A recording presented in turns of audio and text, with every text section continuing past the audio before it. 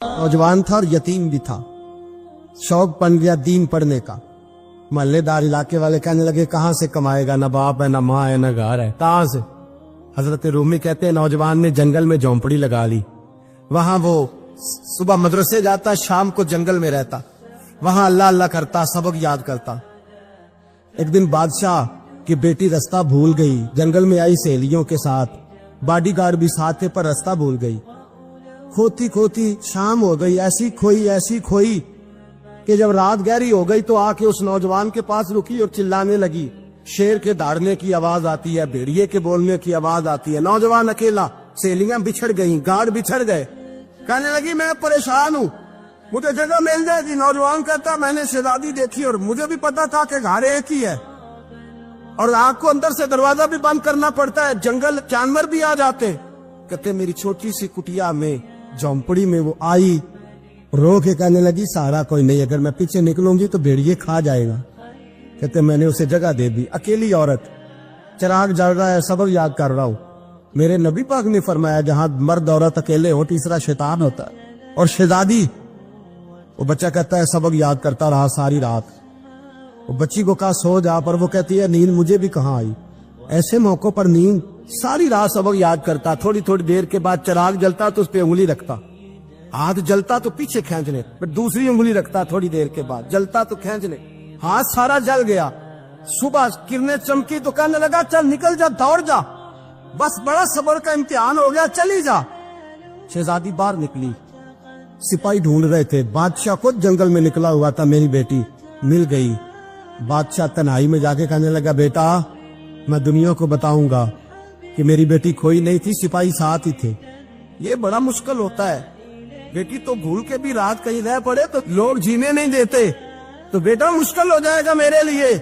कहाँ थी? उसने कहा नेक नौजवान के पास। उसने कहा बेटा मैं तो तेरी बात मानूंगा पर दुनिया नहीं मानेगी। अगर उस नौजवान ने किसी को बता दिया कि तू उसके पास थी तो फिर लोग मेरा जीना मुहाल कर देंगे। बेटा मैं मर जाऊंगा, मेरी मजबूरी ये है कि वो कहीं राज ना उगल दे वो नौजवान, उसे कत्ल करना पड़ेगा। औरत ने मिन्नतें की, उस बेटी ने कहा मेरे मौसम को मारोगे, रोई। और वो कहने लगा मैं बादशाह, वो मेरा अपना वकार है, मैं उसको छोड़ नहीं सकता। गिरफ्तार कर लाए सिपाही। वक्त तय हो गया सजा का।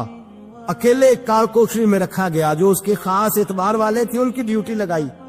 बादशाह ने बुलाया, पहले बिलम आया। औरत कहने लगी, बेटी कहने लगी एक दफा तो बुलाओ ना, एक सवाल बस पर्दे में रह के पूछना है और फिर जो आपका जी चाहे, मेरे मौसम को मारना तो है, तो मर्जी आपकी। सामने खड़ा किया, नौजवान पर्दे के पीछे, औरत खड़ी हो गई। बादशाह बीच बैठ गया। बीबी कहने लगी सारी रात बेदार मैं भी रही, सोया तू भी नहीं। वो जो तू चिराग के करीब हाथ लगा के जलाता था वो समझ नहीं आई। नौजवान रो पड़ा, कहने लगा क्या करूं, मैंने रसूलुल्लाह का दीन पढ़ा है, क्या करूं, मैंने हुजूर का दीन पढ़ा है। मैंने पढ़ा है कि जानी को सबसे नीचे दोज़ख के सबसे निचले दर्जे में जलाया जाए, उसे जहन्नमियों का पीप और रेशा पिलाया जाए, कंद खिलाया जाए। ये रवायतें पड़ी हुई थी। थोड़ी थोड़ी देर के बाद शैतान मुझे कहता था बदकारी कर ले। मैं अपना हाथ उसी वक्त जब शैतान मशवरा देता तो मैं आग पे करता। मैं कहता अगर ये बर्दाश्त हो गई तो वो भी हो जाए। जब हाथ जलता तो मैं समझ जाता नहीं तुझसे तो ये नहीं बर्दाश्त होती तो वो कैसे होगी। फिर मुझे शैतान मशवरा देता कोई देख नहीं रहा, तू बुलाने नहीं गया, खुद आई। मैं दूसरी उंगली लगा देता। मैंने हाथ जलाया और मैं समझ गया जब छोटे से चिराग की इतनी सी शमा की आग नहीं बर्दाश्त होती तो दौलत कैसे बर्दाश्त होगी। कहता मैं बाज आया। बादशाह ने ये कहानी सुनी, लफ्ज सुने तो चीख मार के रोया। कहने लगा तालिब इल्म तू तो मेरे नबी का सच्चा गुलाम है और मेरे रसूल के जो सच्चे गुलाम होते हैं उन्हें फांसियां नहीं दी जाती, उन्हें तख्त पर बिठाया जाता है। अब तुझे सजा नहीं होगी बल्कि मैं अपनी बेटी का निकाह तेरे साथ करूंगा और मेरे बाद इस सल्तनत का बादशाह भी तू ही बनेगा। अब वो नौजवान वहां नारे लगा रहा है, कहता लोगों तुम मुझे कहते थे दीन से क्या मिलता है, दीन से तो अल्लाह तख्त व ताज भी अता फरमा देता है। अगर नौजवान शर्मो हया वाले बन के रहे अल्लाह सारी इज्जतें दे देगा। देखे ना अल्लाह के फजल से इज्जत मिलती है और जब कोई इज्जतदारों जैसा काम ही ना करे। एक बात और अर्ज करनी है पर वक्त थोड़ा रह गया।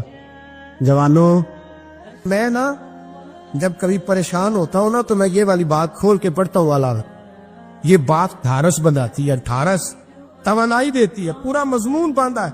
اعلیٰ حضرت کہتے ہیں بہروپیہ تھا, مداری, روپ بدل بدل کے دکھایا کرتا تھا, بادشاہوں سے انعام لیتا تھا. ایک دن اورنگزیب عالمگیر کے پاس آ گیا, کہنے لگا میں روپ بدلوں گا, اگر آپ پہچان نہ سکے تو میں انعام لوں گا. آپ نے فرمایا میں کوئی ایسے ویسا بادشاہ نہیں, کہا مجھے دھوکہ دینا مشکل ہے. کہا نہیں میں روپ بدلوں گا. حضرت اورنگزیب عالمگیر بڑے نیک بادشاہ گزرے, بڑے پرہیزگار آج. وہ بہروپیہ کہنے لگا میں روپ بدلوں گا, آپ نہیں پہچان سکیں گے. فرمایا چل جتنا تیرے اندر زور ہے لگا لے. حضرت نے اعلان کیا کہ میں نے فوجی بھرتی کر دے, 2 ماہ کے بعد ٹیسٹ ہوگا. وہ 2 مہینے دوڑتا رہا, رنگ روپ بناتا رہا, آیا ٹیسٹ دینے, 2-3 سپاہیوں کا امتحان لیا. اس کی باری آئی تو 10 روپے دیے, کہنے لگے تیرے آنے جانے کا کرایہ میں نے تجھے پہچان لیا ہے. کچھ دنوں کے بعد جانے لگے سفر پر, تو بھکاری آ گئے خیرات مانگنے. اس نے بھی سارے منہ پر سیاہی مال لی, کپڑے پھاڑ لیے, سر کے بال مڈا لیے, پگے تک کٹا لی, بدرنگ ہو کے آیا. کاس آگے کیا تو حضرت نے 10 روپے ڈالے, کہنے لگے تیرے آنے جانے کا کرایہ میں نے پہچان لیا ہے. کچھ دن گزرے تو ٹیچر کی ضرورت تھی. اس نے منہ سے بڑی کر لی, داڑھی نکلی لگا لی, سر پہ جنا کیپ پہن لی, ایک شیروانی لے لی اور ہاتھ میں چھڑی پکڑ کے آیا. کہنے لگا میں استاد ہوں, 2-4 بندوں کا امتحان لیا. اس کی باری آئی تو 5 روپے دیے, 10 روپے دیے, کا تیرا کرایہ میں نے پہچان لیا. 2 سال گزر گئے. وہ جب بھی آتا حضرت پہچان لیتے. ایک دن سفر پہ جا رہے تھے, بہت بڑا لشکر تھا, جہاد کرنے جا رہے تھے اورنگزیب عالمگیر. تو دیکھا ایک پہاڑی ہے, پہاڑی پہ لوگ جا بھی رہے ہیں آ بھی رہے. اورنگزیب عالمگیر پوچھنے لگے یہاں کیا ہے؟ کہنے لگے بابا جی بیٹھے ہیں دعا کرتے ہیں, اللہ کے نیک بندے ہیں. اورنگزیب کہنے لگے یار پرانے لوگ سارے ہی اللہ والوں کو مانتے, یہ بھی مصیبت آئی ہے جتنی نہیں آئی ہے, سارے لوگ ہی مانتے. کہنے لگے ذرا میں دعا نہ کراؤں, بچے کام جا رہا ہوں. اورنگزیب بادشاہ تھے, بادشاہ لوگ نازک مزاج ہوتے ہیں. گھوڑے سے اترے, بڑی مشکل سے پہاڑی پہ چڑھے, اوپر گئے تو لائن لگی ہے. بابا جی غار میں بیٹھے, کہنے لگے میں نے ملنا, میں اورنگزیب ہوں. انہوں نے کہا ہمارا بابا اس طرح کا پیر نہیں کہ امیر آئے تو رنگ اور ہو, غریب آئے تو اور ہو. یہاں اگر ملنا ہے تو لائن میں لگ جاؤ, سب ایک جیسے. اب لائن میں کھڑے ہو گئے, 50 آدمی آگے تھے. کہتے 51واں نمبر تھا. تھک گیا دھوپ میں کھڑا کھڑا. جب میں پہنچا غار کے دہانے تو میں نے بابا جی کے چہرے پہ نظر ڈالی تو بڑا نورانی چہرہ, بڑی خوبصورت لب و لہجہ. میں نے کہا میرے جیسا آدمی بھی پگڑی باندھ لے تو اچھا لگنے لگ جاتا ہے, بڑا خوبصورت انداز. کہتے ہیں میں ان کے پاس اتحیات کی حالت میں بیٹھ گیا. میں نے کہا حضور میں جا رہا ہوں جہاد کرنے, دعا کرنا. بزرگوں نے ہاتھ اٹھائے, اللہ اس کی مدد فرما, دین کو غلبہ عطا فرما, اسے دین کا سچا پکا سپاہی بنا. پھر تھپکی دی, 2-4 نصیحتیں نکال ڈالی. دیکھنا ظلم نہ کرنا, زیادتی نہ کرنا, جب تو جیت کر نہ کرنا, غرور نہ کرنا, نصیحتیں بھی کر دی. کہتے ہیں اب جب میں اٹھا تو 2-4 دینار بطور نذرانہ مسلح کے نیچے رکھے, اور الٹے قدم جب میں غار سے اترا انہوں نے رومال جاڑا اور اٹھ کے کھڑے ہو گئے. کہنے لگے آج نہیں تو نے پہچانا, آج نہیں تو نے پہچانا, میرا انعام بنتا ہے, آج نہیں پہچانا, لا پیسے. اورنگزیب کہنے لگا یار تو نے حد کر دی, کہاں چڑھا کہاں کھڑا رہا, دھوپ میں تھک گیا, کمال کر دی بھائی تو نے. پتا تو کیا لے گا, اب تو جلدی بتا, وہ کتنے لوگ پیچھے دھوپ میں کھڑے ہیں, لشکر سارا کھڑا ہے, کیا لے گا؟ اس نے کہا سب سے قیمتی ہیرے وہ ہے جو تیرے سر کے تاج میں لگے ہوئے, مجھے تیرا تاج چاہیے. او بھائیو سننا اور یاد رکھنا, میرے اعلیٰ حضرت کہتے ہیں بادشاہ نے سر کے اوپر سے تاج اتارا, بہروپیے کے قدموں میں رکھا اور کہنے لگے یہ لے, اور یہ تو تیرا مانگنے پر میں نے دیا ہے نا, میں واپس آتا ہوں تو آنا, میں اپنی مرضی سے بھی تجھے دوں گا. تو نے اورنگزیب جیسے بندے کو دھوکہ دیا, آنا میں اس وقت بھی دوں گا. وہ دے کر بس بات ختم ہو گئی, حد ہو گئی.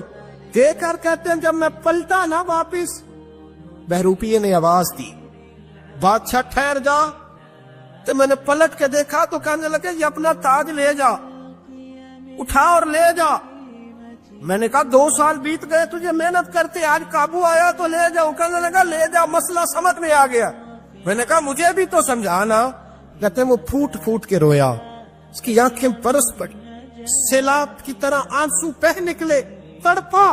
اور لوگ کہنے لگا بادشاہ میں نے جھوٹ موٹ رسول اللہ کی غلامی اختیار کی تھی, جھوٹ موٹ کی داڑھی, جھوٹ موٹ کی پگڑی, جھوٹ موٹ کا فقر, میں نے جھوٹ موٹ نبی پاک کا لباس پہنا ہے, تو تیرے جیسے بادشاہوں کے تاج میرے قدموں میں آ گئے ہیں. اگر میں سچ مچ رسول اللہ کا غلام بنوں گا تو اللہ کیا کچھ عطا فرمائے، اللہ کتنی نعمتوں سے نوازے۔ میرے اعلیٰ کیا فرماتے ہیں؟ اعلیٰ حضرت فرماتے ہیں فرشتے بھی کرتے ہیں تعظیم میری۔ کون جی؟ اللہ ایسا عقیدہ بھی کم ملے گا جو بریلی کے امام کا عقیدہ ہے، ایسا بھی کم۔ کہتے ہیں فرشتے بھی کرتے ہیں تعظیم میری۔ کیوں؟ فرمانے لگے فدا ہو کے ان پر یہ عزت ملی۔ بغداد کے ایک درویش عالم تھے، تو وہ جب بھی نماز پڑھاتے نا تو کسی تاجر کی 2 بیویوں کے بارے میں دعا مانگتے۔ توجہ ہے میری بات پر؟ نماز پڑھاتے تو کہتے اللہ اس تاجر کی 2 بیویوں کو اپنی خاص رحمتیں عطا فرما۔ ایک دن لوگ ان کے گرد اکٹھے ہو گئے، کہنے لگے بابا جی بتائیں تو صحیح وہ بیویاں کون تھی جن کے لیے آپ دعا مانگتے؟ تو فرمانے لگے میرے شہر کا ایک تاجر تھا، بہت بڑا تاجر تھا، مالدار تھا پر بے اولاد تھا۔ اسے بغداد سے ملک شام جانا پڑتا تھا تجارت کرنے، اور کئی مہینے اسے شام کے ملک میں رہنا پڑتا تھا۔ اس نے اس طرح کیا کہ وہاں بھی ایک شادی کر لی۔ توجہ ہے نا میری بات پر؟ کیا کر لیا اس نے؟ دوسری شادی کرنا مرد کے لیے جائز ہے، تیسری کرنا بھی، چوتھی کرنا بھی بھیا کے وقت، مگر اگر انصاف کر سکے تو۔ اگر چاروں میں ہم نہ آدھا مسئلہ سنتے ہیں اور آدھا ہی بیان کرتے ہیں، اگر انصاف نہ کر سکے پھر اس کے لیے 4 جائز، پھر وہ ایک ہی رکھے گا۔ تو عزیز دوست دوسرا نکاح کر لیا، شادی ہو گئی۔ اب وہ وہاں کچھ زیادہ وقت گزارنے لگا، مالدار آدمی تھا، بیوی کو مکان بھی لے کے دے دیا۔ اب وہ دیر سے آتا واپس، اور جب آتا بھی تو اس کے وہ والے انداز نہ ہوتے جو پہلے ہوا کرتے تھے۔ اب بیوی سے بڑا جاسوس بھی کوئی نہیں ہوتا، اس کو تو پہلے پتہ چل جاتا ہے کہ ماجرا کیا ہے، اسے بڑی خبر ہوتی ہے۔ تو اس نے محسوس کر لیا کہ بدلے بدلے سے میری سرکار نظر آتے۔ وہ کہنے لگی اب کہ جب آتا جاتا ہے تو اس کے حالات کچھ بدلے بدلے سے ہیں، ماحول کچھ اور ہے۔ اس نے ایک بوڑھا آدمی جو اس کا عزیز بھی تھا اور سمجھدار بھی تھا اس کو تیار کیا۔ کہنے لگی اب کہ جب ملک کے شام جائے نا تو اس کا پیچھا کرنا اور خبر کرنا کہ کہاں رہتا ہے، کہاں جاتا ہے، کیا کرتا ہے۔ وہ بوڑھے بزرگ جو تھے وہ خاتون کے کہنے پر کچھ اس نے کرایہ بھی دیا۔ وہ اس تاجر کے پیچھے گئے اور واپس آ کے خبر دی۔ کہنے لگے کہ یہ تو 2-3 سال بیت گئے، اس نے وہاں بھی شادی کی ہوئی ہے، تجھے بتایا ہی نہیں۔ بی بی بڑی سمجھدار تھی، حوصلہ مند، زیرت، اس نے شور نہیں مچایا۔ اس نے کہا کہ میں نا اب جب آئے گا نا تو طریقے سے بات کروں گی اور پوچھوں گی کہ ایسا کیوں کیا۔ اور یہ بھی اس نے آ کے بتایا کہ اگر تیرے ساتھ نکاح کے بعد اسے اولاد نہیں ملی تو اولاد وہاں بھی کوئی نہیں، یہ مکمل تفصیلات۔ اب جب اس دفعہ خامند آیا تو آتے ہی وہ بیمار ہو گیا، کمزور ہونے لگا۔ اب خاتون نے مناسب نہیں سمجھا کہ آتے ہی دڑام سے میں اس کے سر پر یہ تھوڑ دوں کہ تو نے نکاح کیا ہوا ہے اور مجھے بتایا نہیں۔ وہ ذرا تسلی میں رہی، کچھ وہ بیمار تھا، حوصلہ رکھا، خدمت کرتی رہی۔ کچھ دن گزرے تو وہ تاجر انتقال کر گیا، فوت ہو گیا۔ اب راز کھول نہ سکا، عدت گزاری، اور جب سارا مال جمع کیا نا تو اشرفیوں کی بوریاں بھر گئی۔ سارا مال اس بی بی کا، 4 بوریوں میں اشرفیاں، 4۔ یہاں تو پیٹ کا دوزخ ہے، معاذ اللہ، بھرتا ہی نہیں۔ حل من مزید، حل من مزید۔ وہ جو کہتے تھے نا کہ بس باہر چلا جاؤں اور باہر میں کچھ تھوڑے سے پیسے کما کے 2-3 سال میں لوٹ آؤں گا، پھر یہاں آ کے کوئی کاروبار کروں گا، وہ گئے ہیں تو واپس نہیں آئے۔ وہ جو کہتے تھے نا بس میں نے اتنا سا کاروبار کرنا ہے کہ مکان بن جائے، انہوں نے 4 مکان بھی بنا لیے ہیں، لیکن بریک حل من مزید کی دوڑ ہے۔ اب 4 بوریاں اس عورت نے چھپائے رکھی، کوئی بندہ نہیں جانتا بغداد میں کہ ملک کے شام میں تاجر کی دوسری بیوی بھی ہے۔ جب وہ فارغ ہوئی تو اس نے اس بوڑھے جاسوس کو پھر بلایا اور 2 بوریاں اونٹ پہ رکھی، خود بھی ساتھ بیٹھی اور ملک شام گئی۔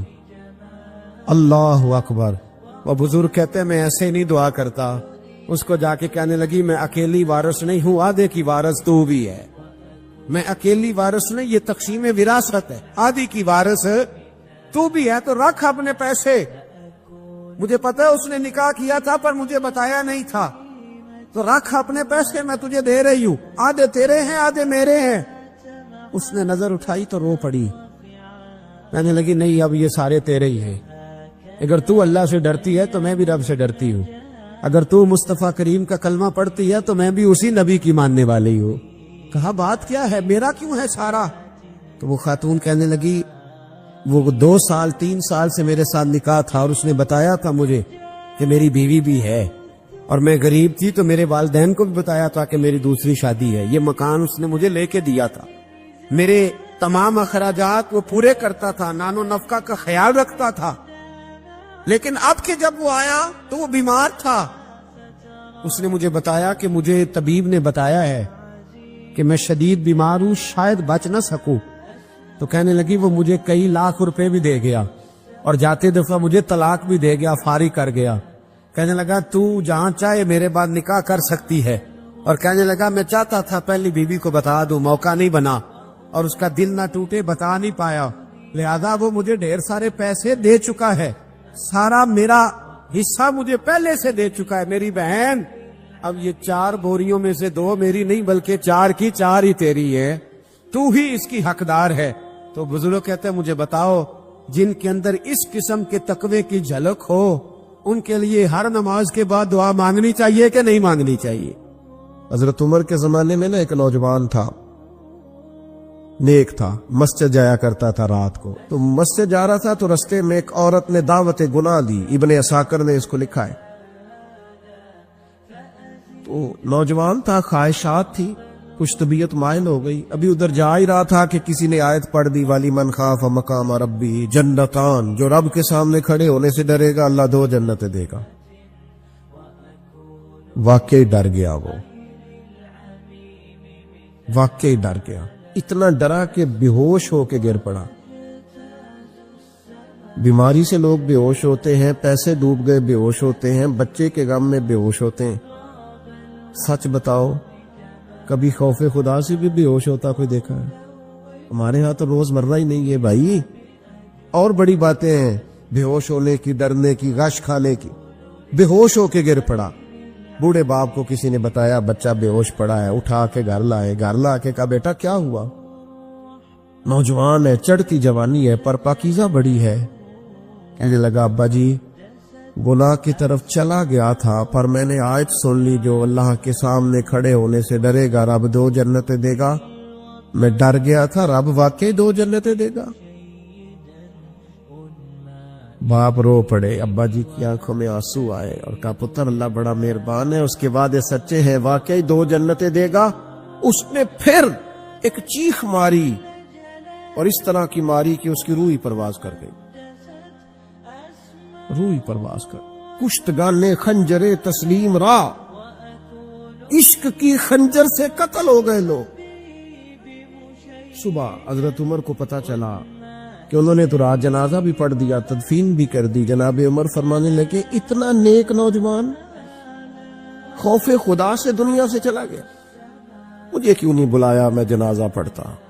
فاروق اعظم فرما رہے ہیں میرا شوق تھا میں اس کا جنازہ پڑھتا۔ کہا حضور آپ کو تکلیف نہیں دی؟ فرمایا بتاؤ قبر کہاں ہے؟ کہ کامل پیر اونا دے باہو قبر جنا دی جیوے۔ حضرت فاروق اعظم قبر پہ تشریف لے گئے اور کھڑے ہو کے فرمانے لگے نوجوان مجھے امید ہے میرے رب نے تجھے 2 جنتیں دی ہوں گی۔ ابن عساکر کھول کے دیکھو تاریخ بغداد نے کیا لکھا ہے۔ حضرت سیدنا فاروق نے فرمایا امید ہے 2 جنتیں دی ہوں گی، قبر کے اندر سے بولا کامل پیرو نہ دے باہو قبر جنا دی جیوے، قبر کے اندر سے بولا۔ کہنے لگا حضور امید والی بات نہیں، رب کے وعدے سچے ہیں، اس نے واقعی مجھے 2 جنتیں عطا فرمائی، 2 جنتیں دی ہیں، میں نے اپنے مالک کو راضی پایا۔ ہمارے صوفیاء تصوف میں ایک جملہ بولتے ہیں کہ تیرا تو فقر فقر بوزر ہے، یعنی جن کو صحیح درویش کہتے ہیں نا، صحیح درویش۔ مولا علی شیر خدا رضی اللہ تعالیٰ عنہ فرمایا کرتے 2 ہی تو بندے ہیں جو رب کے رستے میں کسی شے کی پرواہ نہیں کرتے۔ حضور کون سے؟ فرمایا ایک ابو ذر غفاری ہے اور دوسرے علی المرتضیٰ ہے۔ مولا علی فرمایا کرتے یہ نا مسلمانوں میں سے 4تھے یا 5ویں مسلمان ہیں، شروع سے ایک سلیم الطبع آدمی، کچھ لوگ طبعاً بڑے نفیس ہوتے ہیں، طبعاً اللہ کی طرف سے شروع سے ان کا جو قبیلہ تھا بنو غفار وہ راہزنی کرتا تھا، لوگوں کو لوٹ لیتا تھا. شروع میں یہ کام کیا، لیکن جب کچھ لوگوں کی چیخیں کانوں میں گئیں تو چھوڑ دیا، فرمایا نہیں یار طبیعت نہیں مانتی. اور نبی پاک کا کلمہ پڑھنے سے پہلے ہی بتوں کی پوجا چھوڑ کے رب کی عبادت شروع کر دی. لوگ پوچھا کرتے تھے آپ عبادت تو کرتے تھے پر منہ کدھر کرتے تھے؟ فرماتے تھے جدھر وہ کرا لیتا تھا کر لیتے تھے. کسی نے انہیں بتایا کہ مکے میں ایک شخص ہیں جنہوں نے اعلان نبوت کیا ہے، آپ کی طرح کی باتیں کرتے ہیں. انہوں نے اپنے بھائی کو بھیجا، ان کا نام انیس تھا، پتہ کر کے واپس آئے. بھائی کہنے لگے ابو ذر، ان کا نام جندب ہے، اصل میں ذر ان کے بیٹے کا نام ہے اور کنیت سے زیادہ معروف ہیں، ابو ذر غفاری کہلاتے ہیں. فرماتے ہیں کہ بھائی نے آ کے بتایا کہ وہ نیکی کا حکم دیتے ہیں، برے کاموں سے منع کرتے ہیں، صلہ رحمی کا پیغام دیتے ہیں، لیکن لوگ سارے مخالف ہیں. یہ چیز بھی بڑی کاؤنٹ ہوتی ہے، اسے نہ کاؤنٹ کیا کریں. لوگوں کی ترجیحات بدلتی ہیں، صبح کچھ دوپہر کچھ شام کچھ، اسے نہ کاؤنٹ کریں. انہوں نے اس بات کو کاؤنٹ کر کے بتایا کہ لوگ ان کے جو ہے نا وہ مخالف ہیں سارے. تو حضرت ابو ذر غفاری کہنے لگے مجھے تسلی نہیں ہوئی، میں خود جا کے پتہ کروں گا. کہتے ہیں مکہ شریف آیا تو کسی ایسے آدمی سے پوچھ بیٹھا، میں تو کچھ اور سمجھا تھا، وہ کچھ اور نکلا. مکے والوں نے بڑا مارا. مکے پہنچ کے پہلی جو چیز ملی وہ مار کھانے کی تھی. اب میں ڈرتے کسی سے پوچھتا ہی نہ، بھوک بھی بڑی تھی، رہنے کو جگہ نہیں تھی، حرم شریف میں لیٹا رہتا تھا. میرے نصیب دیکھو، مجھے ایک شخص نے نہ آ کے ہلایا، کہنے لگے اگر مناسب سمجھے تو میں آپ کو دیکھ رہا ہوں کافی دیر سے، آپ کوئی پردیسی ہیں، آپ کا اپنا مہمان نہ بنا لوں. تو میں نے کہا آپ کا کیا نام ہے؟ کہنے لگے میرا نام ہے علی ابن ابی طالب. کہتے ہیں مولا کائنات گھر لے گئے، کھانا بھی کھلایا، جگہ بھی دی، سونے کو خدمت بھی کی، لیکن چونکہ میں تو پہلے ایک سے پوچھ کے مار کھا بیٹھا تھا، میں نے پوچھا نہیں میں کدھر آیا ہوں. رات رہے، اگلی رات بھی رہے، لیکن میں نے بتایا نہیں میں کس کام آیا ہوں.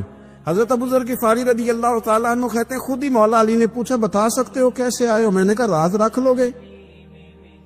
فرمایا بڑا کشادہ سینہ دیا رب نے مجھے. تو بات تو کہنے لگے یار میں تو محمد مصطفیٰ کی زیارت کرنے آیا صلی اللہ تعالی علیہ وسلم. یہ بے نیاز لوگوں میں سے ہیں حضرت سیدنا ابو ذر غفاری. میں حضور کی زیارت کے لیے ہوں. حضرت علی کہنے لگے سویرے لے چلوں گا. انسان بزدل نہیں ہوتا، ہر انسان بزدل نہیں ہوتا، اور بلا وجہ ٹکراؤ کی پالیسی بنا لینا یہ بھی سیانے لوگوں کا کام نہیں. حکمت کے تقاضوں کے مطابق چلنا یہ بھی دلیر لوگوں کا کام ہوتا ہے. حضرت مولا علی کہنے لگے صبح لے کے چلوں گا پر حالات ٹھیک نہیں.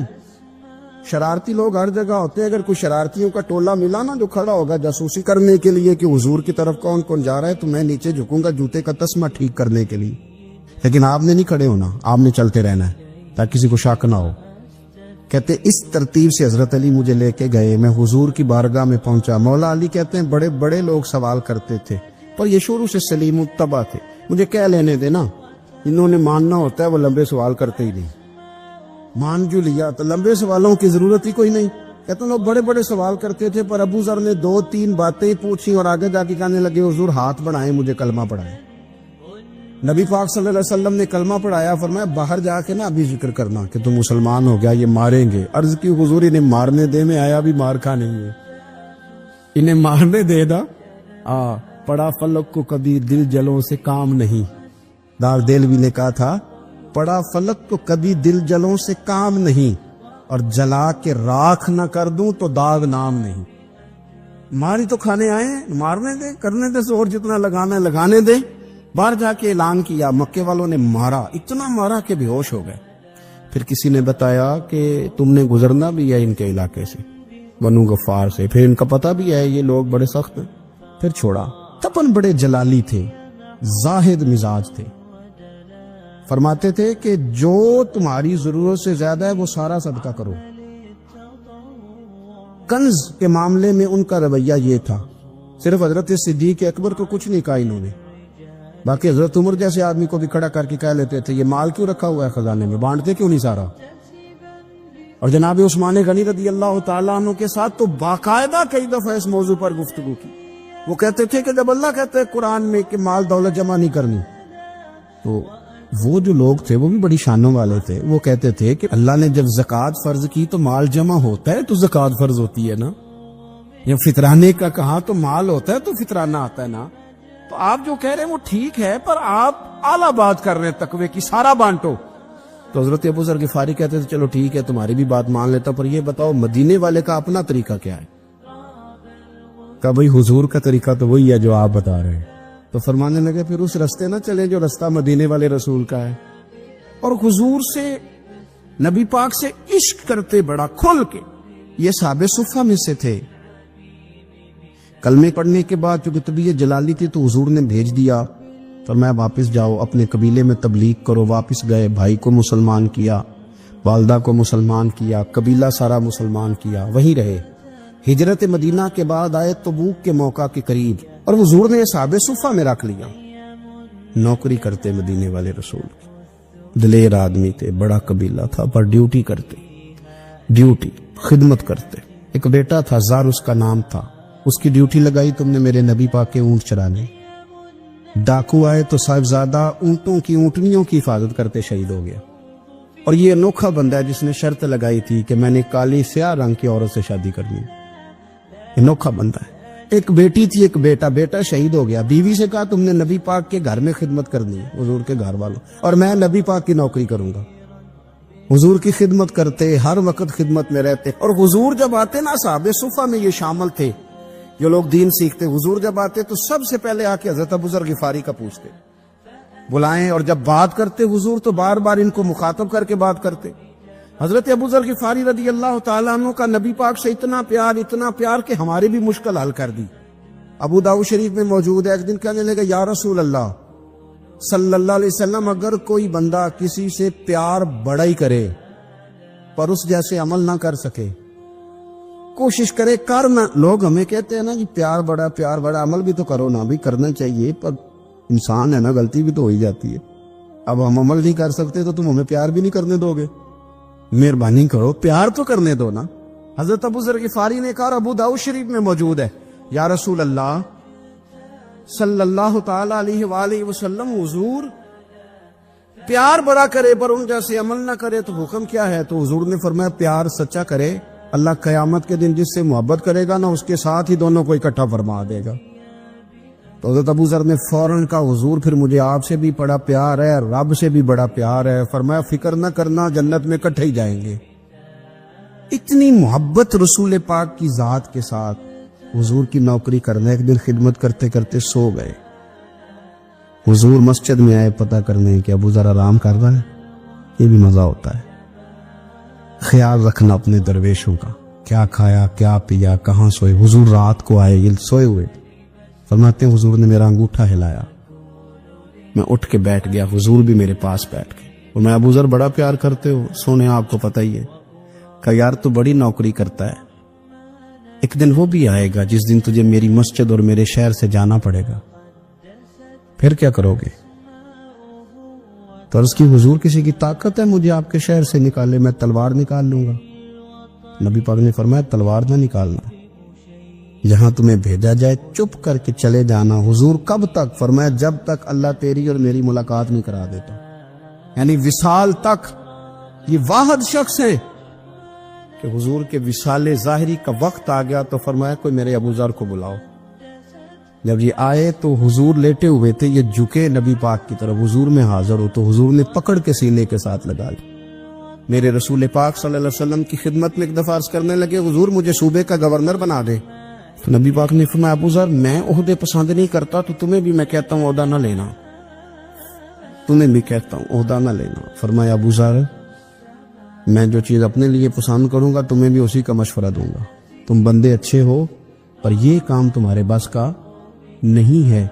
بڑے زاہد آدمی میرے رسول کریم صلی اللہ تعالی علیہ وآلہ وسلم نے ان کے بارے میں فرمایا جس طرح نبیوں میں حضرت عیسیٰ علیہ السلام ہوئے.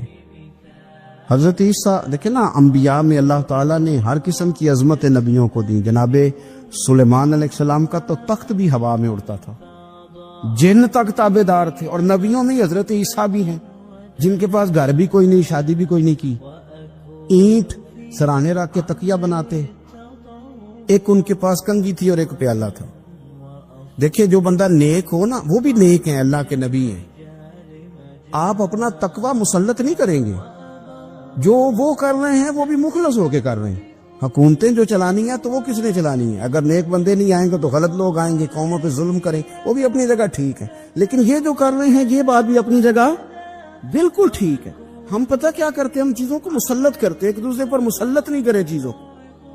آپ جو کر سکتے ہیں, جو رستہ آپ کو صحیح لگتا ہے اختیار کر لیں. یہی تو ہمارے دین کا حسن ہے کہ سارے رستے واضح کر کے ہمیں دکھاتا ہے. حضرت عیسیٰ علیہ السلام نے ایک دن دیکھا کہ ایک بندہ نا انگلیوں کے ساتھ اپنے بال سیدھے کر رہا ہے, تو آپ نے فرمایا یار کنگھی کے بغیر بھی کام چل سکتا ہے. کنگھی بھی خیرات کر دی. دیکھا ایک بندہ ہاتھ کا تکیہ بنا کے لیٹا ہے, تو فرمایا اینٹ بھی دے دو, کسی کے کام آ جائے. ایک دن دیکھا کہ ایک بندہ نا یوں چلو میں پانی پی رہا ہے, فرمایا پیالہ بھی رہنے دو, اس کے بغیر بھی کام چل ہی جاتا ہے. جناب عیسیٰ کا یہ زہد تھا. میرے نبی پاک علیہ السلام نے فرمایا جس نے جناب عیسیٰ کا زہد دیکھنا ہو وہ میرے ابو ذر غفاری کو دیکھے. ان کو دیکھے, یہ دنیا میں جناب عیسیٰ کے زہد کے مطابق چلتے پھرتے ہیں. ساری زندگی دولت کو, مال کو پسند نہیں کیا. جہاں رہتے تھے ایک گورنر صاحب نے 300 دینار تحفے میں بھیجے. تو ایک ہوتا ہے نا بندہ کہتا نہیں نہیں ضرورت نہیں. اور حضور سید عالم صلی اللہ علیہ وسلم نے حضرت عمر سے فرمایا تھا جو خود بخود آ جائے وہ قبول کر لو اللہ کی طرف سے. لیکن ان کا رنگ فقیری والا تھا اور تھوڑا انوکھا تھا. 300 دینار آئے تو فرمانے لگے اسے جا کے کہو تمہیں کوئی اور بندہ نہیں ملا دھوکہ دینے کے لیے, میرے گھر ہی مال بھیج دیا ہے. فرمانے لگے میرے پاس گدھا ہے سواری کرنے کے لیے, میرے پاس بکریاں ہیں دودھ پینے کے لیے, میرے پاس ایک چادر اضافی ہے سامان میں سے, میں تو ڈرتا ہوں کہ رب کہیں اس چادر کے بارے میں سوال نہ پوچھ لے, اور تم ہو کہ میرے پاس یہ لے کے آئے ہو. حضرت عثمان غنی کے پاس جا کے کہا کرتے کتنا لوگوں کے پاس پیسہ آ گیا ہے, ہر بندے کے گھر میں مال ہے, یہ کیا ہو رہا ہے, لوگوں سے کہیں خرچ کریں غریبوں پہ. عثمان غنی فرمانے لگے تمہیں تو خوش ہونا چاہیے کہ میرے دور میں لوگ خوشحال ہو گئے. آپ فرمانے لگے نہیں, وہ والا رنگ زیادہ بہتر ہے جو مدینے والے نے اختیار فرمایا, کیونکہ کچا رنگ للاری والا چڑھدا تے لیندا رہندا عشق تیرے دا رنگ محمد, جدوں چڑھ جائے پھر نہیں لیندا. آپ کی طبیعت کے اندر دولت سے بیزاری.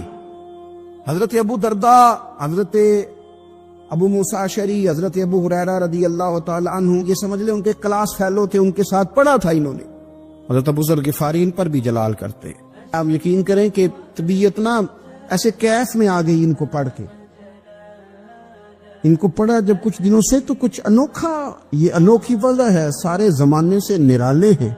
یہ بندے کون سی بستی کے یار اب رہنے والے ہیں, یہ کس طرح کے لوگ ہیں, کیا سوچ ہے. حضرت ابو درداء رضی اللہ تعالیٰ عنہ کے گھر کے قریب سے گزرے تو حضرت ابو درداء مکان بنا رہے تھے. کیا جملہ کہا, تڑپ گئی روح. فرمانے لگے ابو درداء تجھ سے مجھے یہ امید نہیں تھی یار. فرمایا کیا ہوا؟ فرمانے لگے اب تیرا مکان بنانے کے لیے بھی اللہ کے بندوں کی پشتوں پر اینٹیں رکھی جائیں گی. تیرا مکان بنانے کے لیے رب کے بندوں کی پشتوں پر اینٹیں تیرے لیے.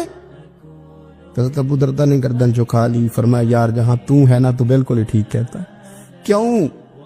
میرے نبی پاک صلی اللہ علیہ وسلم نے فرمایا اس زمین کے اوپر اور آسمان کے نیچے ابو ذر غفاری سے سچا بندہ کوئی نہیں, ان سے زیادہ سچا کوئی نہیں. فرمایا تو ٹھیک کہتا ہے یار, صحیح کہتا ہے.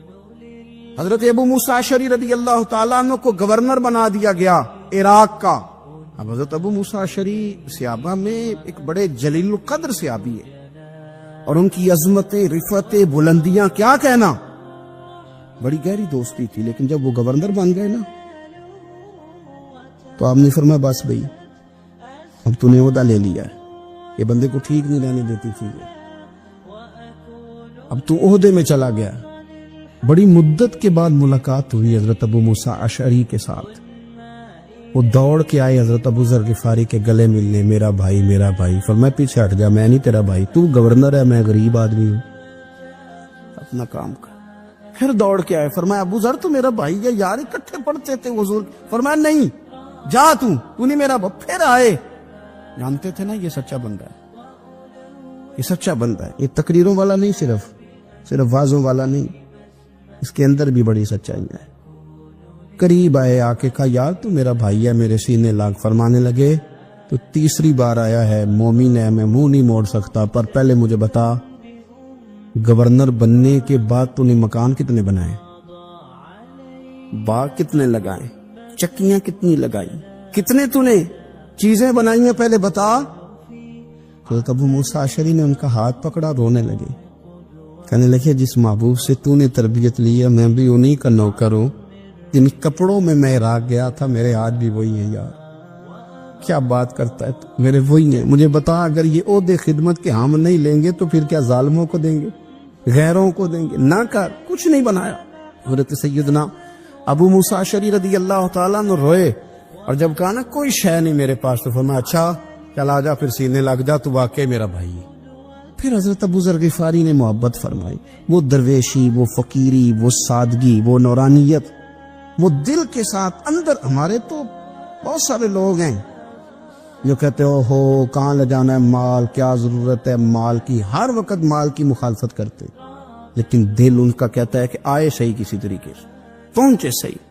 حضور نے فرمایا بعض لوگوں کی زبانیں شہد سے زیادہ میٹھی، دل بھیڑیے سے زیادہ خطرناک. اوپر سے کہہ کچھ رہے ہیں، اندر حالات کچھ اور ہیں. چینی لے جاؤ، اور 5 آنے کا بڑا کچھ آیا کرتا تھا اس زمانے میں، اکٹھی چینی اور پتی لے جاؤ اور گھر میں چائے پیو. کہتے اتنی دیر ہوئی تو عشاء کی اذان ہو گئی، اور جب مؤذن نے اذان پڑھی اور میں نے 5 آنے بڑھائے تو بابے نے لپیٹ کے مجھے دیے. کہنے لگے میں تو تجھے اچھا آدمی سمجھا تھا، تو نے مجھے کیا سمجھ لیا ہے؟ میں نے اچھا سمجھ کے دکھڑا سنایا اور تو مجھے کیا سمجھ بیٹھا؟ یہ آرزو کرم اور میں آپ سے کروں، یہ بھیک اس کو دیجئے جس کا خدا نہ ہو، یہ بھیک اس کو دیجئے جس کا خدا نہ ہو. کہا جا رکھ اپنے پیسے. اور کہتے ہیں پھر میں نے اس بابے کو دیکھا، اس نے جوتے اتارے اور ٹھنڈی گھاس پہ اس نے اللہ اکبر کہہ کے نماز کی نیت باندھی. اور کہتے ہیں جب وہ سجدے میں گیا تو میں محو حیرت تھا، اور جب بابا اتحیات پہ بیٹھا تو میں رو رہا تھا. میرا دوست کہنے لگا کیا ہوا؟ میں نے کہا آج مجھے سمجھ میں آیا ہے، ایاک نعبد و ایاک نستعین. آج بات سمجھ میں آئی ہے، آج سمجھ میں ایاک نعبد و ایاک، یہ آج مسئلہ سمجھ میں آیا ہے. کہتے ہیں اس بزرگ نے سلام پھیرا اور کہنے لگا تو ابھی گیا نہیں؟ میں نے کہا بابا میں تیرے جلوے دیکھ رہا ہوں، میرا تحفہ قبول کیوں نہیں کیا؟ تو کہتے ہیں بابا رو پڑا. کہنے لگا بیٹا اگر 5 آنے مانگ کے کھانے ہوتے تو میں رات کو سردیوں میں مزدوریاں نہ کرتا، اپنے پیسے گھر لے جا. میرا رب مجھے محنت کے ساتھ اتنا دیتا ہے کہ میں بیٹیاں بھی پال لیتا ہوں اور روٹی کھا کے سوتا ہوں. تو جب مجھے اللہ نے محتاج نہیں کیا تو میں محتاجی کیوں دکھاتا پھروں؟ کہتے ہیں میں ساری زندگی اس کو دعائیں دیتا رہا، خدارا خوددار بنو، خوددار بنو، خوددار بنو. حدیث پاک سنی حضرت ابو امامہ بن سہل بن حنیف رضی اللہ تعالیٰ عنہ حدیث کے راوی ہیں. اس حدیث کو امام نسائی رحمت اللہ تعالیٰ علیہ نے نقل کیا ہے. ارشاد فرماتے ہیں کہ اطراف مدینہ کے گاؤں میں سے ایک عورت بیمار ہو گئی. مدینہ کے ارد گرد گاؤں تھے، ان میں سے ایک عورت بیمار ہو گئی، بڑی مفلس تھی، غریب عورت تھی. نبی پاک صلی اللہ علیہ وسلم نے اکثر اس کے بارے میں دریافت کرتے کہ بتاؤ اس بوڑھی اماں کا کیا حال ہے. ہمارے ہاں بھی خبریں آتی ہیں اخباروں میں، پوچھا جاتا ہے، لیکن کب؟ جب کسی بڑے آدمی کو کھانسی بھی لگ جائے. فلاں صاحب کو زکام ہو گیا اور ان کو فوری طور پر فلاں جگہ منتقل کر دیا گیا اور سیاسی اور سماجی سرگرمیاں انہوں نے معطل کر دی، تو یہ خبر سب جگہ بریک ہوتی، اس کو فوری طور پر آگے بڑھانے کی کوشش کی جاتی. ایک غریب عورت ہے، مجبور ہے، اور مدینے کی نہیں، مدینے کے اطراف میں جو گاؤں ہیں ان گاؤں کے رہنے والی ہے. پر اس کے نصیب دیکھو، اس کا مقدر دیکھو، ہر جگہ مدینے والے محبوب کے تذکرے. وہ کتنی نصیبوں والی عورت ہے جس کے بارے میں حضور کئی دفعہ پوچھتے کہ اس بیمار کا حال بتاؤ. بظاہر اس کا کوئی سیاسی، سماجی، مالی قد کاٹ نہیں، لیکن یوں لگتا ہے کہ اس کا قد حضور کی تیمارداری کی برکت سے جب نبی پاک نے اس کا پوچھا ہوگا تو یوں لگتا ہے اس کا قد آسمانوں کے برابر چلا ہو گیا، آسمانوں کے برابر چلا گیا ہوگا۔ رسول کریم علیہ السلام بار بار پوچھتے، اور جب اس کے زیادہ بیمار ہونے کی خبر آئی تو حضور نے فرمایا اگر وصال ہو گیا تو مجھے خبر کرنا۔ صحابہ کرام فرماتے ہیں رات کو وصال ہوا، رات کے وقت ہی غسل کفن کر کے اسے مدینہ شریف لایا گیا، لیکن جب معلومات کی گئی تو حضور بظاہر آرام فرمائیں، حضور آرام کر رہے ہیں۔ صحابہ نے مناسب نہیں سمجھا کہ نبی پاک علیہ السلام کو تکلیف دی جائے، سرور کائنات صلی اللہ علیہ وسلم کو جگانا مناسب نہ سمجھا، لوگوں نے نماز جنازہ پڑھا، اس کو دفن کر دیا۔ حضور نے صبح پوچھا مجھے خبر کیوں نہیں دی؟ بڑے جنازے ہو کے گزر گئے، بڑے لوگ تھے جو چلے گئے، لیکن یہ کتنی نصیبوں والی ہے کہ حضور نے فرمایا مجھے بتایا کیوں نہیں؟ اب مجھے بتاؤ او یارو، ذرا غور کرنا، ساری دنیا گنبد خضرا پر، ساری دنیا حضور کی بارگاہ میں سلامی دینے، اور میرے نبی کریم صلی اللہ علیہ وسلم نے کیا فرمایا؟ فرمایا مجھے بتاتے نہیں اس کی قبر کہاں ہے؟ یعنی حضور قبر کا پتہ پوچھے؟ محبوب حضور تو ویسے کسی جگہ قریب سے گزر جائے نا تو اعلیٰ حضرت فاضل بریلوی فرماتے ہیں وہ جس سمت آ گئے ہیں کوچے بسا دیے ہیں، وہ تو علاقہ ویسے ہی مہک جاتا ہے، بس جاتا ہے۔ حضور قبر کہاں ہے؟ اس کا کوئی سیاسی قد کاٹ ہے؟ یہ کو بہت بڑے قبیلے کی ہے؟ حضور نے فرمایا دیکھو غریبی کو اعزاز اس طرح دینا، غریبی کے ساتھ رویہ یہ میرا اسوہ حسنہ ہے، اس طرح غریبوں کے ساتھ سلوک کرنا، پھر غریب مایوس نہیں ہوں گے، پھر غریب خودکشیاں نہیں کریں گے، پھر غریب اپنے آپ کو معاشرے سے کٹا ہوا محسوس۔ کہاں ہے اس کی قبر؟ یا رسول اللہ اس قبرستان میں یہ قبر ہے، یہ میرے نبی پاک کا اعزاز ہے، یہ حضور کا اعزاز ہے۔ ویسے تو دوسرا جنازہ جائز نہیں، اگر وارث جنازہ نہ پڑھے تو پھر دوسرا جنازہ پڑھا جا سکتا ہے، لیکن حضور تو وارث ہے نا اپنی ساری امت کے۔ تو نبی پاک قبر پہ کھڑے ہوئے، فرمایا بناؤ صفے، میں دوبارہ جنازہ پڑھانا چاہتا۔ ایک دیہات میں رہنے والی مفلس عورت، ایک دیہات میں رہنے والی غریب عورت، وہ بی بی کہ جس کا کوئی بظاہر لمبا چوڑا نام نہیں، کوئی بڑے القابات سے پکارا نہیں جاتا، حضور نے 4 تکبیروں کے ساتھ امام نسائی نے لکھا ہے دوبارہ جنازہ پڑھائے، اور لوگوں کو بتایا کہ اس طرح کر کے اگر تم غریبی سے پیار کرو گے نا، ان کی مہک نے دل کے غنچے کھلا دیے ہیں، وہ جس راہ چل دیے ہیں، کوچے بسا دیے ہیں۔ اور کیا خوبصورت انداز ہے فاضل بریلوی کا، کہنے لگے کہ میں مجرم ہوا کا مجھے ساتھ لے لو، کہ رستے میں ہے جا بجا تھانے والے۔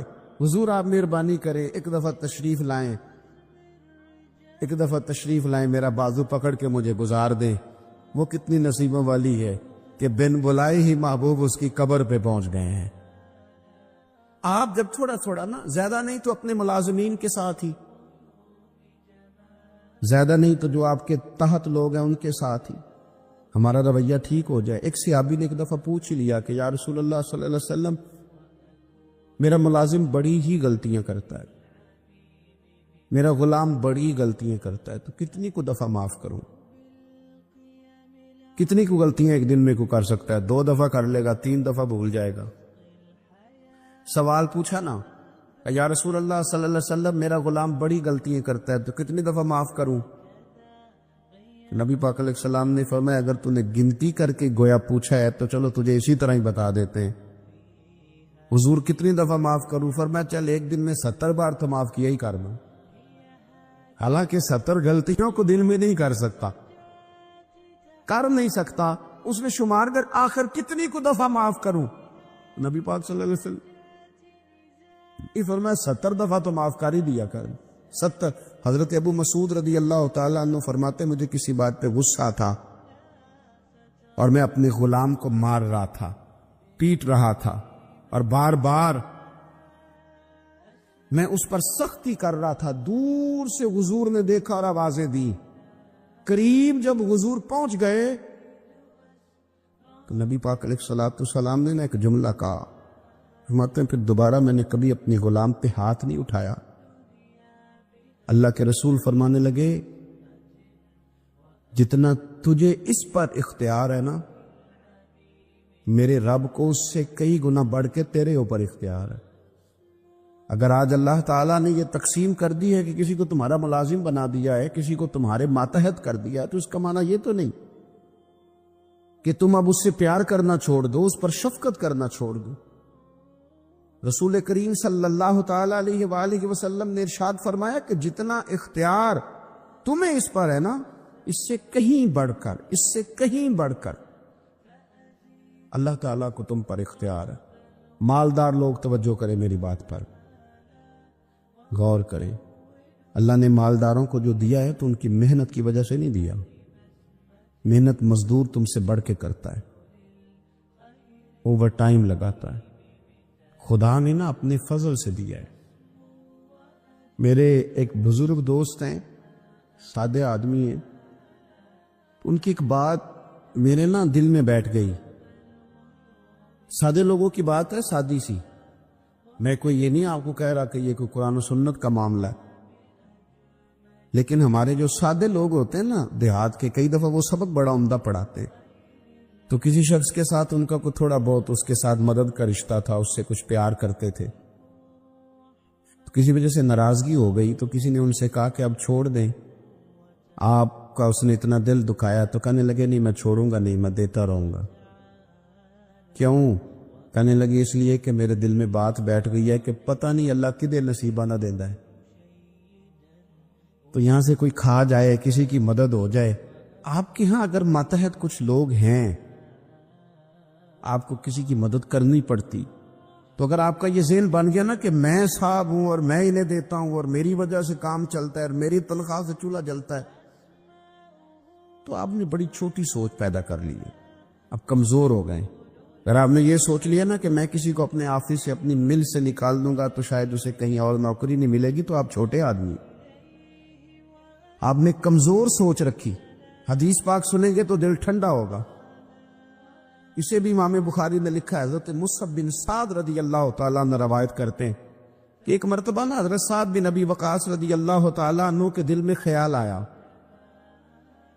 مالدار آدمی تھے نا حضرت سعد بن ابی وقاص اور بڑے جرنیل تھے، تو دل میں خیال آیا کہ دیکھو نا اللہ تعالیٰ نے ہمیں غریبوں پر فضیلت دے دی ہے مال اور دولت کی وجہ سے۔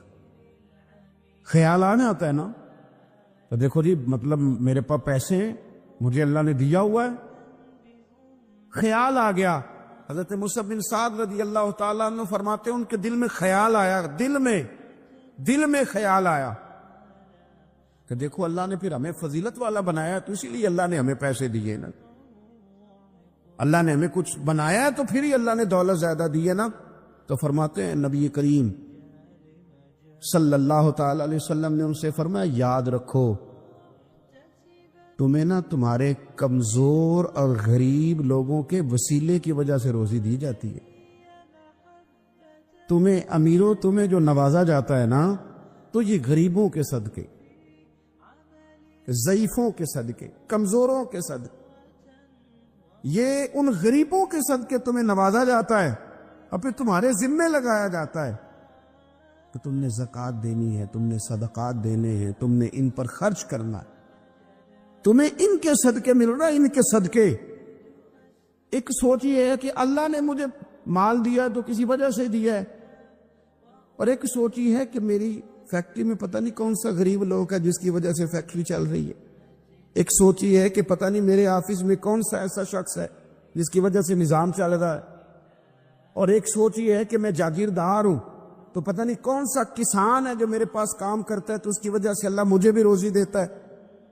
نبی پاک صلی اللہ علیہ وسلم نے امیروں کو یہ سوچ بنانے کا کہا کہ یہ سوچ بناؤ کہ ہمیں رب جو دیتا ہے وہ کمزوروں کے صدقے دیتا ہے، وہ غریبوں کے صدقے دیتا۔ اگر یہ ذہن بن جائے، دیکھیں نا یہ کاریگر ہے اور یہ اچھا نظام چلانے والا ہے، ایڈمنسٹریٹر بہت اچھا ہے، مینیجر بڑا اچھا ہے، یہ نکل گیا تو خرابی ہوگی۔ ایک ذہن یہ ہے، اور اگر ذہن یہ بن جائے کہ یہ بندہ غریب ہے، یہ مجبور ہے، یہ تنگ دست ہے، اس کے چھوٹے چھوٹے بچے ہیں اور مجھ سے تنخواہ لے کے جاتا ہے تو اس کا کام چلتا ہے. اگر یہ چھوڑ کے چلا گیا نا تو ہو سکتا ہے جو اس کے ذریعے رزق آتا ہے وہ نہ آئے.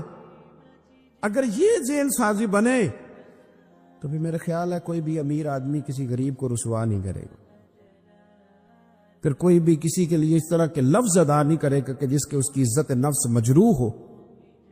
ہم اگر یہ تھوڑا تھوڑا کر کے رویہ اپنے دلوں کے اندر پیدا کرنا شروع کر دیں اور تھوڑی تھوڑی محبت کو بڑھانے لگے تو آہستہ آہستہ ہمیں محسوس ہوگا کہ ہم کوئی ظرف کو اونچا لے گئے ہیں، ہمارے دلوں کو اللہ نے نرم کر دیا ہے. ہمارے ہاں نا سوسائٹی میں کچھ سیاسی سماجی لوگ ہیں جن کی سفارش چلتی ہے، جو نامی گرامی ہوتے ہیں، جو علاقے کے معروف لوگ ہوتے ہیں، جو اشراف اپنے آپ کو سمجھتے ہیں، قبیلوں کا بڑا جانتے ہیں. وہ یاد رکھیں کہ اگر تو وہ قبیلے کے بڑے اس طرح بنے ہوئے ہیں کہ وہ لوگوں کے ساتھ پیار کرتے ہیں تو پھر تو ان کا اجر زیادہ ہے. لیکن اگر وہ بڑے بنے ہیں اور اس رنگ میں بڑے بنے ہیں کہ وہ تکبر میں آ گئے ہیں، اس رنگ میں بڑے بنے ہیں کہ انہوں نے غلط سیاستیں کی ہیں، انہوں نے قوم کا مال کھایا ہے، وہ اس طرح سے اقتدار کے ایوانوں تک پہنچے ہیں کہ انہوں نے پھر کچھ نہیں دیکھا کہ مجھے کچھ خریدنا پڑ رہا ہے کہ کچھ بیچنا پڑ رہا ہے. غلط طریقے سے وہ لوگ آگے آ گئے، سیاسی بن گئے، سماجی بن گئے، لوگ سلوٹ کرنے لگ گئے. اور کچھ بیچارے غریب ایسے ہیں کہ جن کو کوئی 1 کلو چینی بھی ادھار نہیں دے رہا. تو اب بظاہر اس غریب کو مایوس نہیں ہونا چاہیے. اس کو شریعت یہ نہیں کہتی کہ تو کمزور پڑ جائے اور تو کہے جی شاید میں تو بیکار ہی معاذ اللہ دنیا میں آ گیا، کوئی نام نہیں جانتا، کوئی قد کاٹ نہیں، کسی اونچی کرسی پہ بٹھایا نہیں جاتا، کبھی میرے گلے میں پھولوں کا ہار نہیں ڈالا جاتا، کوئی میرے آنے پر کھڑا نہیں ہوتا، میں بھی کوئی سیاسی سماجی ہوتا، میں بھی کوئی مال و دولت والا ہوتا. یہ سٹیٹس کی کمزوری بعض غریب لوگوں کو کمزور کر دیتی، ذہنی طور پر پریشان رہنے لگتے. اور کچھ لوگ ہمارے ہاں یہ زیادتی بھی کرتے ہیں، وہ کہتے ہیں سارا پنڈ مار جائے، ماڑے دے بچے تو چودھری نہیں نہ بننا. تو میں کیا کرتا ہوں، یہ مایوسی ہے، یہ آپ نے غلط بات کی. یہ تو اللہ کے نظام قدرت میں بات ہے، رب جب چاہے جس کو چاہے جہاں چاہے اپنے فضل سے پہنچا دیں. آپ حدیث پاک سنیں گے اور اس حدیث پاک کے جو خوبصورت پہلو ہیں اس پر آپ غور کریں گے. حضرت سیدنا سہل بن سعد انصاری رضی اللہ تعالیٰ عنہ فرماتے ہیں ہم نبی پاک علیہ السلام کی خدمت میں حاضر تھے تو ایک شخص قریب سے گزرا، تو حضور نے اپنے پاس بیٹھے ہوئے ایک شخص سے فرمایا اس کے بارے میں تیرا کیا خیال ہے؟ تو اس نے عرض کی حضور یہ بڑا لوگوں میں معزز آدمی ہے، بڑا اس کا اکرام ہے. ہوتے ہیں نا لوگ سیاسی ہیں، سماجی ہیں، بڑی اتھارٹی رکھتے ہیں، بڑے سردار ہیں، بڑے چودھری. حضور اس کا بڑا مقام ہے.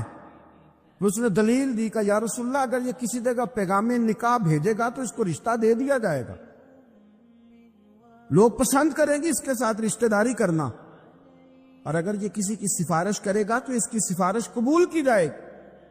تھوڑی دیر گزری تو رسول کریم صلی اللہ تعالی علیہ وآلہ وسلم کے قریب سے ایک دوسرا آدمی گزرا. تو حضرت سہل بن سعد رضی اللہ تعالیٰ عنہ فرماتے ہیں کہ نبی پاک علیہ السلام نے اسی پاس بیٹھے ہوئے شخص سے فرمایا کہ اس شخص کے بارے میں تیرا کیا خیال ہے؟ ایک تو وہ تھا نا جس کو تو نے چودھری سمجھا، چیئرمین سمجھا، بڑا مالدار سمجھا، اور تو نے کہا کہ کیا بات، پیغام نکاح دے تو اسے رشتہ فوراً ملے گا، اور اگر یہ سفارش کرے تو قبول کی جائے گی. تو یہ جو غریب آدمی گزرا اس کے بارے میں اس نے کہا حضور یہ ایک غریب آدمی ہے، کہیں پیغام نکاح دے گا تو رشتہ نہیں ملے گا، اور اگر کسی کی سفارش کرے گا تو قبول نہیں کی جائے گی. یہ ایک سیاسی سماجی ہے، قد کاٹ والا ہے، برادری قبیلے میں نام رکھتا ہے، اس کی سفارش بھی سنی جائے گی، رشتہ بھی ملے گا، لوگ اس کی بات بھی سنیں. اور یہ جو دوسرا گزرا یہ غریب ہے، اس کو تو کوئی رشتہ دینے کو تیار نہیں، سفارش سننے کو تیار. دونوں کے تذکرے ہو گئے، رزلٹ میرے نبی پاک نے سنانا تھا. حضور فرمانے لگے سن پھر سہل، اور سن تبصرہ کرنے والے تو بھی، یہ جو تو نے کہا نا کہ سیاسی ہے، سماجی ہے، فرمائے ان لوگوں سے اگر ساری دنیا بھر بھی جائے تو پھر بھی یہ غریب آدمی سارے لوگوں سے زیادہ بہتر ہے. جن کو تم سیاسی سماجی چودھری بڑے جانتے ہو نا، یہ ایک غریب ہے، تنگ دست ہے، بظاہر تم اس کو منہ نہیں لگاتے، لیکن اگر ساری دنیا ان لوگوں سے بھر جائے تو یہ جو غریب آدمی ہے یہ پھر بھی ان سے زیادہ فضیلت والا ہے. میرا خیال ہے جب حضور غریبی کی اتنی فضیلتیں بیان کرے تو پھر غریبوں کو پریشان تو نہیں نہ ہونا چاہیے، پھر تو اپنی فقیری کو اپنے سینے سے لگا کے فخر کرنا چاہیے، پھر تو ناز کرنا چاہیے، پھر تو غور کرنا چاہیے کہ اللہ تبارک و تعالیٰ نے ہمیں کتنی عظمتوں سے نوازا ہے، کتنی فضیلتیں عطا فرمائے. لوگوں کو جب سمجھایا جاتا تھا نا حضور کے زمانے میں، نبی پاک صلی اللہ علیہ وسلم کے زمانہ مبارکہ میں جب سمجھایا جاتا تھا، حضرت سیدنا ابو عبد الرحمن رضی اللہ تعالیٰ عنہ بیان کرتے ہیں کہ میں حضرت عبداللہ بن عمر بن عاص رضی اللہ تعالیٰ عنہ کی بارگاہ میں بیٹھا تھا تو کچھ لوگ آئے، انہوں نے آ کر کے اپنی غریبی کی شکایت کی. انہوں نے کہا نہ ہمارے پاس کچھ سواری ہے، نہ ہمارے پاس کچھ سامان ہے، نہ کوئی ہمارے پاس خرچہ ہے، ہم بڑے مسکین لوگ ہیں جی، بڑے غریب. کچھ باتیں کرتے ہیں نا لوگ مایوس سی، غریب لوگ ہیں تو جملوں کے اندر مایوسی ٹپکتی ہے، کچی بات، کچھ بھی نہیں جی، کیا جینا ہے ہمارا، کچھ بھی نہیں، مشکل سے گزر اوقات ہوتی ہے. او خدا کے بندو، جن لوگوں کا آخرت پر یقین ہو اور تربیت حضور کے اسوہ نور سے لی ہو، وہ اس طرح کی کمزور باتیں نہیں کرتے. وہ حضرت مولا علی شیر خدا سے کسی نے کہا کہ آپ نے مال کیوں نہیں کمایا، چلو حلال ہی کما لیتے. تو حضرت مولا علی فرمانے لگے مال حرام ہو تو عذاب ہوتا ہے، حلال ہو تو حساب ہوتا ہے. حرام ہو تو عذاب ہے، حلال ہو تو حساب ہے.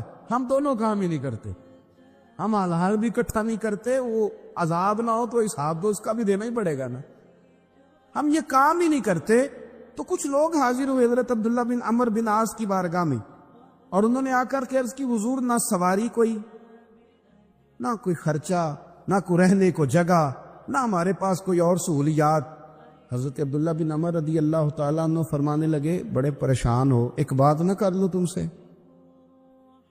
وہ غریب کہنے لگے حضور کر لیں. فرمایا اگر تم چاہو تو میرے پاس آ کے رہ جاؤ، جتنی چیزیں تم نے کہی ہیں نا اللہ میسر کرے گا، تمہیں دیں گے. اور فرمانے لگے اگر تم کرو نا صبر، اگر تم کرو صبر اور اپنی اس غریبی پہ راضی ہو جاؤ، اپنی اس فقر پر تم اگر راضی ہو جاؤ، صبر تمہیں آ جائے، تو پھر سنو میں نے نبی پاک صلی اللہ تعالی علیہ وسلم کو فرماتے سنا ہے کہ فقیر لوگ امیروں سے 40 سال پہلے جنت میں چلے جائیں گے. اگر تو تم جو مایوسی بتا رہے ہو وہ تم سے صبر نہیں تمہیں ہونے دیتی تو آ جاؤ، تمہیں مال دیتے ہیں. اور اگر تمہیں صبر آ جائے اور تم فقیری میں جینا سیکھ جاؤ، اس غریبی اور سادگی کو تم سینے سے لگاؤ اور مایوسی چھوڑ دو، تو پھر نا میں نے حضور سے خود سنا ہے کہ غریب لوگ امیروں سے 40 سال پہلے جنت میں جائیں گے. اب تم بتاؤ